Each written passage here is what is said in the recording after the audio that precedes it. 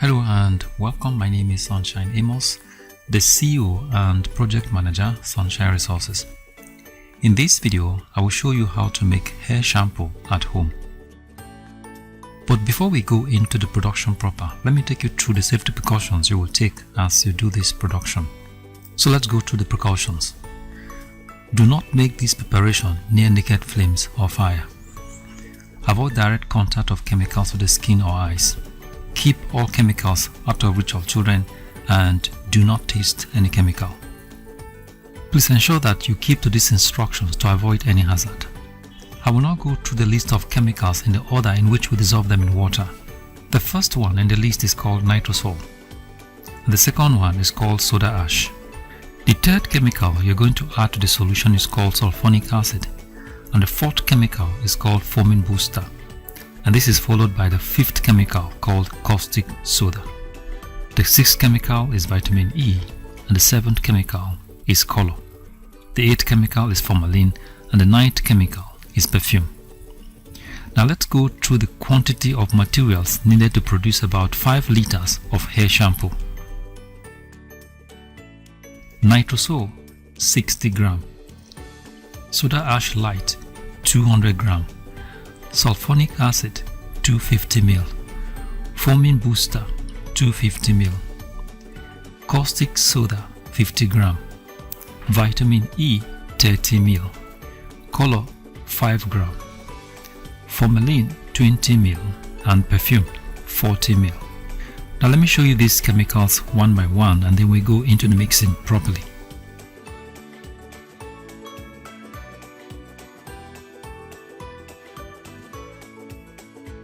Now this is nitrosol,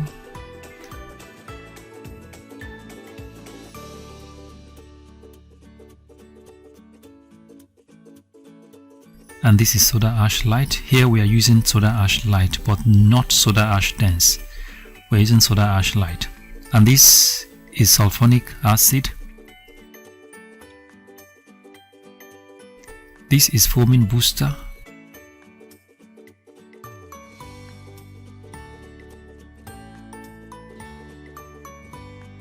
This is caustic soda.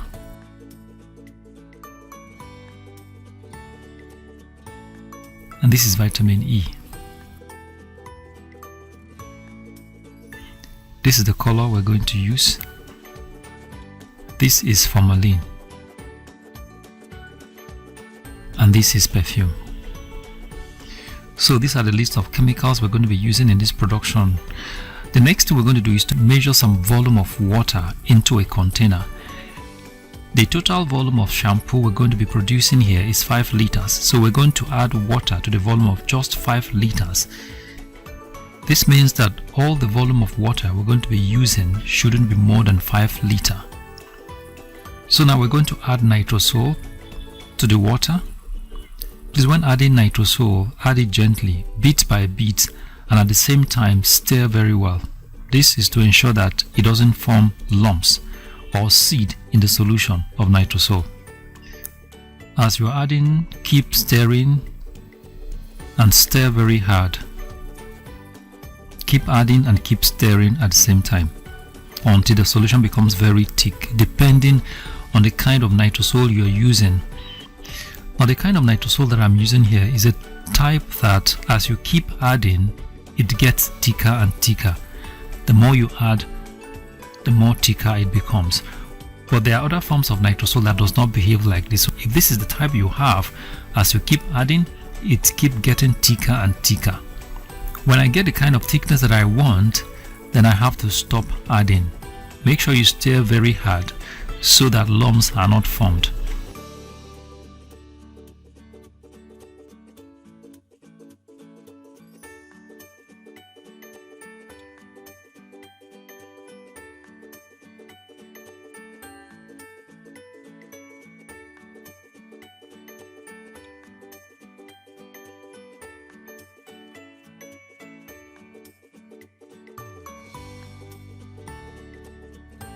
As you can see, it's very thick now. That's how it should be, and that's how I want it. But in the case of yours, if it is not as thick as this, don't worry. This depends on the kind of nitrosol you're using. Even if it is not as thick as this, don't worry, just go ahead with the preparation. Okay.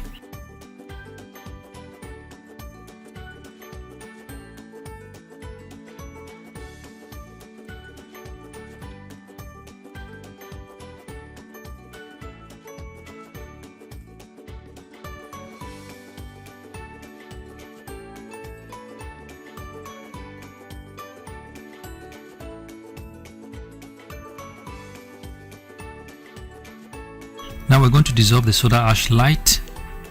Just like I said earlier, we are using soda ash light here, not soda ash dense. Now the difference between soda ash light and soda ash dense is that soda ash light particles are finer than the soda ash dense. Okay, we are dissolving the soda ash light. Now as you can see, the particles are very fine compared to the particles of soda ash dense. Make sure that all the particles are properly dissolved before you add it to the nitrosol solution.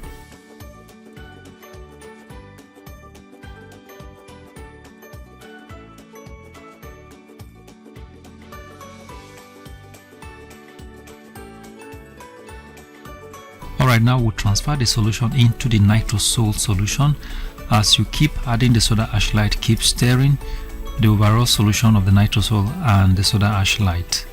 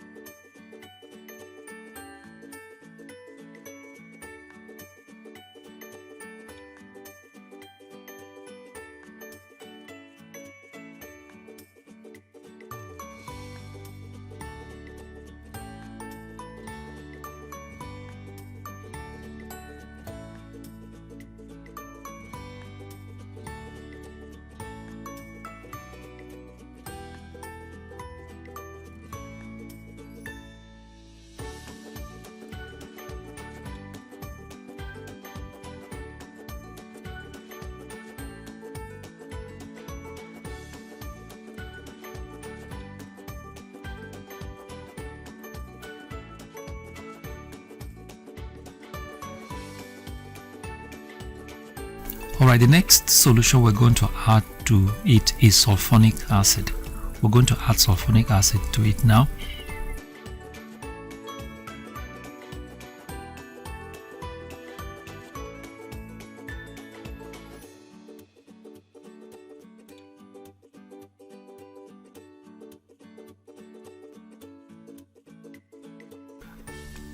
As you can see, very aggressive foams are formed, so we need enough space to be able to stir.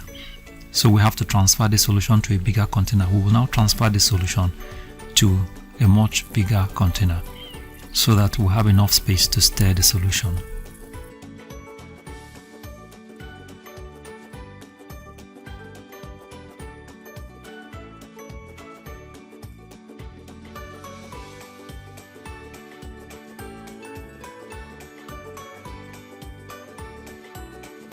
Alright, here we have a solution of nitrosol, soda ash light and sulfonic acid. So these are the three chemicals we have in here. Nitrosol, soda ash light and sulfonic acid have already gone into the solution. That's what we're stirring now.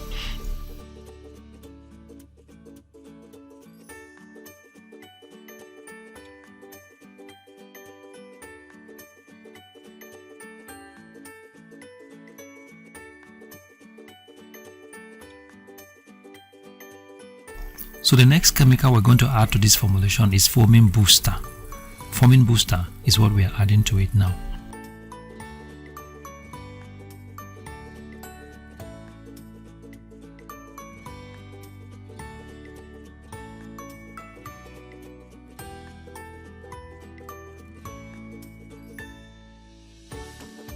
Make sure you stir properly in order to have a homogeneous solution.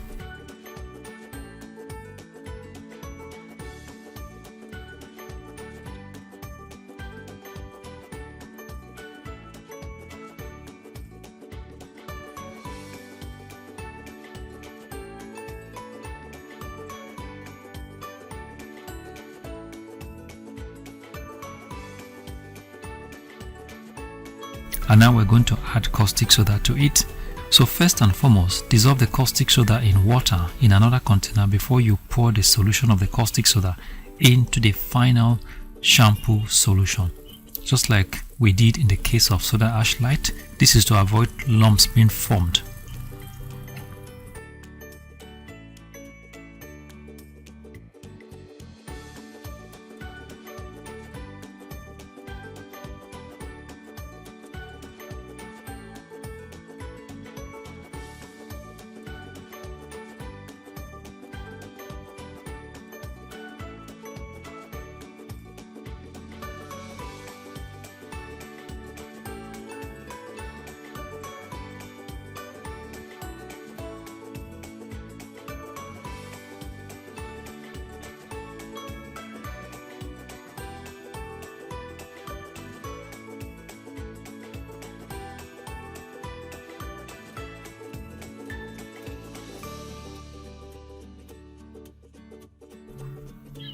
Now we're adding caustic soda.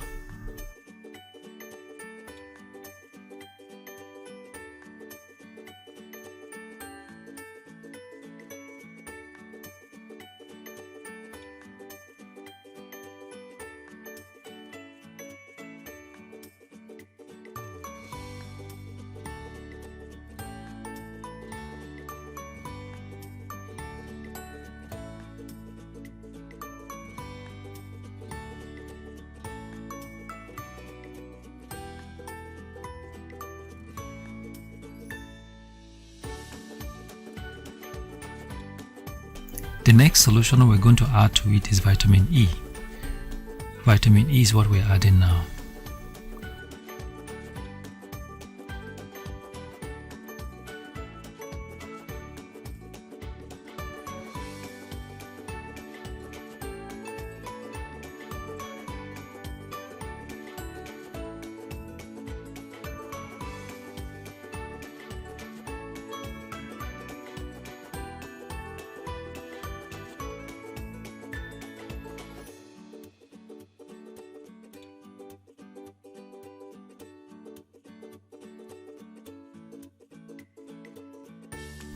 Now we're going to add color to it.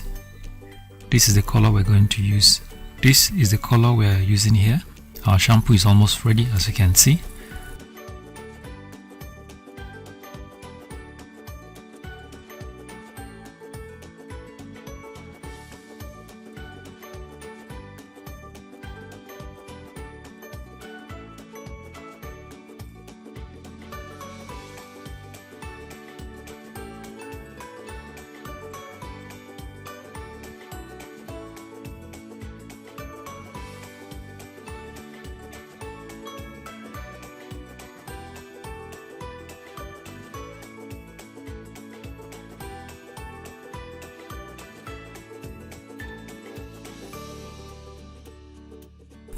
And now we're going to add formalin to it.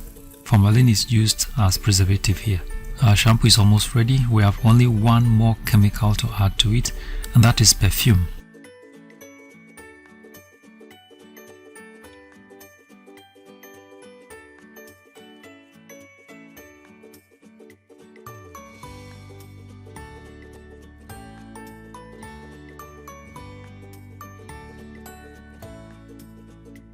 Now we're going to add perfume to it. Perfume adds fragrance to your shampoo.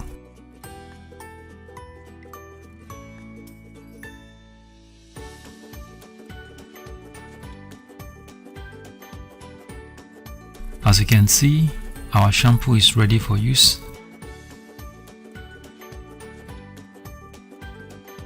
So thank you very much for watching, and God bless you. If you like this video, give us a thumbs up and subscribe to our YouTube channel.